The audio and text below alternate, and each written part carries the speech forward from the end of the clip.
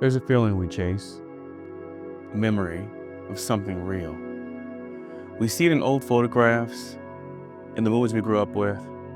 It's a texture, a warmth. It's the beautiful imperfections that made an image feel like it had a soul. Our digital cameras are absolutely incredible. They capture the world with stunning clarity, almost too much clarity. So clean, so perfect, that sometimes that soul gets lost. So the question becomes, how do we get that soul back? How do we infuse that life, that analog character, back into our digital work? For me, the answer has become a single tool that has fundamentally changed how I approach color. It's called Dehancer.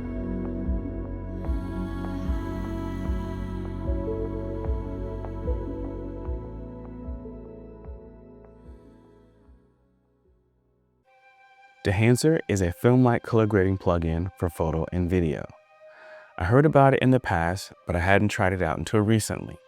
However, I am familiar with various creatives that use it as part of their regular photo and video workflow, and they're very happy with the results. In my particular case, I received an inquiry from Dehancer requesting that I give an honest review. And since I like film and I used to shoot with it in the past, I decided to say yes. However, I do want to make clear that I'm not getting paid for this review, but I am receiving a free temporary license just to allow me to try out all the functionality. So for the purpose of today, I want to focus on showing you both the video and photo aspect. From the video side, I want to show you the plugin using Adobe Premiere Pro. On the photo side, I want to show you the plugin, which is compatible with various applications such as Lightroom, Photoshop, and Capture One. After that, I want to show you the iOS app, just in case you happen to be an iOS user as well. Okay, with that being said, let's go ahead and get started. Your first step is to install a Dehancer plugin for Premiere and then add at least one clip to your timeline. After you have done that, go to Effects and do a search for Dehancer. If you are doing it for one clip, drag it on that clip, and if you are doing a series of clips, drag it on an adjustment layer that covers all the clips that you want to be impacted. Now you want to look for Dehancer under Effect Controls and then click on the input area. You'll see Rec 709. Without getting too complex, if you are producing a video for the internet, most likely that is the color space that you want to be in. If you shot your video in a log format, go down to choose your camera and then look for your camera in the list. Now we can make some minor adjustments to our exposure. Then go down to film and see that a codec film profile is already selected. Now I want to drag this to a good part in the scene so you can see the effects better. You can see the before and after. Before with the flat and lifeless look, and then immediately after you see a big difference in the color and overall look of your footage. There's a lot to choose from, but I already know that I like a Fujifilm for this clip. There are a few other options I want to focus on, so I will open up the options for film grain, halation, bloom, and film damage. The film grain will change based on from roughly 8mm to 65mm. You also have the option of choosing custom if you really want to have a lot of fine control over what you are doing. Now in general, with 8mm, you're going to see a bigger impact in the film grain, and 65, you're going to see less of an impact. This same principle applies to all of the settings that I opened up below. Halation is that subtle red glow you see around bright light sources in old films. Next, we have bloom, which softens the highlights and gives everything a soft, dreamy look. If you are familiar with black mist filters that you put on your lens, it is a similar effect, but you have full control in post.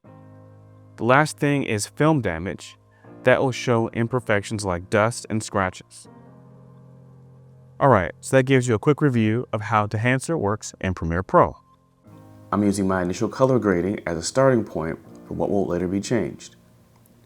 You can see here a before and after view of what I captured straight out of camera versus my edits.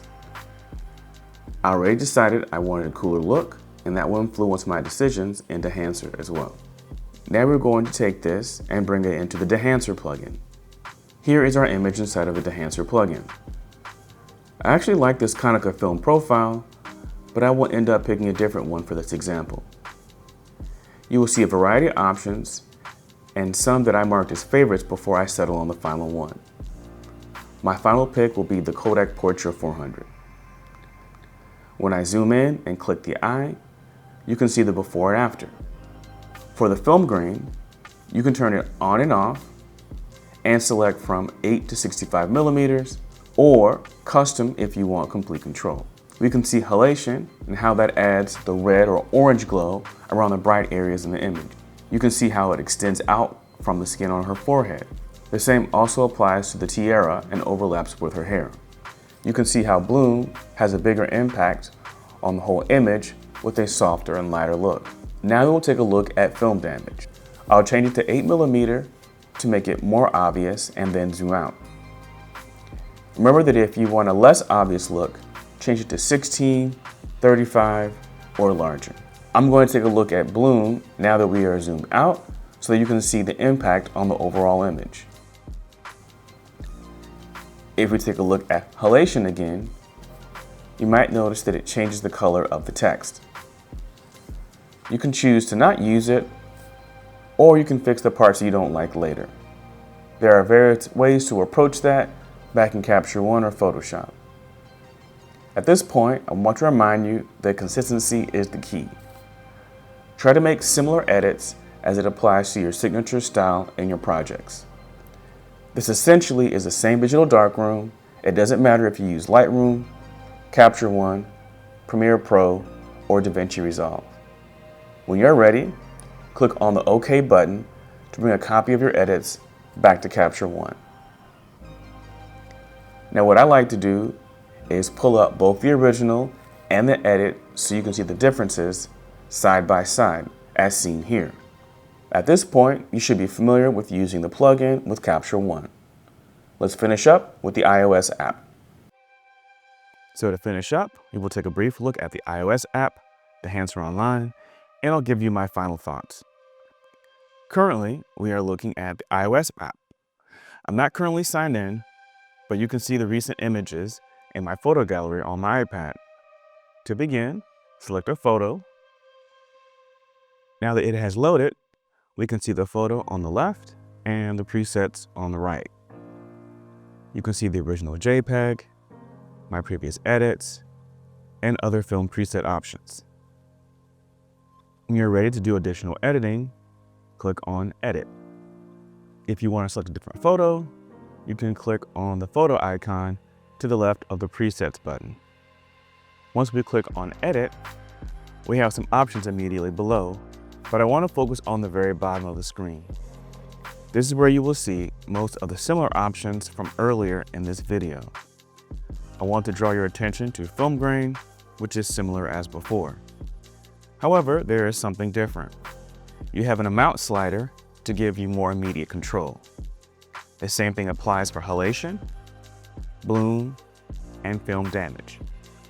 Just like in the other versions of this app, you can always choose Custom for more control in the drop-down menu. Once you are signed in and have a license, you can click the Share button to save your final edits.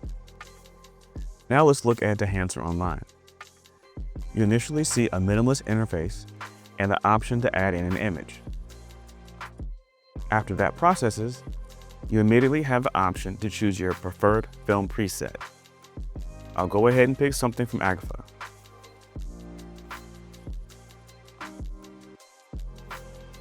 Next, we have some visual presets for brightness,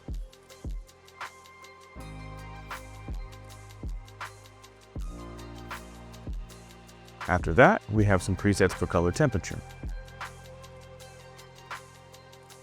Now we have effects. This is where you find many of the same settings that I have been showing you from other versions of this digital resource. You see grain, bloom, and halation, but film damage is not present. Under Adjust, you have sliders for exposure, contrast, temperature, and some additional options. When you are done, you may click Export and make your final decisions on export quality. Taking all of this into consideration, here are my final thoughts on Dehancer. When I think about the time I've spent with this so far, there is a lot to like. For me, I'll need to decide if I prefer to use it with Premiere or DaVinci Resolve, since I use both applications. On the photo side, I'll probably start with Capture One, use the Dehancer plugin, and then make any final refinements if I want to inside of Photoshop. I do like the iOS app on my iPad, so I could potentially see myself adding that into my workflow in the future. Dehancer Online definitely can be an option for some people if you don't need as many options and you care more about photos instead of video. I know it was a lot to pack into a short video, but hopefully I gave you a sufficient preview to get a basic understanding of how Dehancer works. If you have any general questions that I may be able to answer for you, please add them in the comments. Also, if you want a discount on any of the Dehancer products, feel free to use my promo code PHOTOSBYSTEVEN10. Thank you.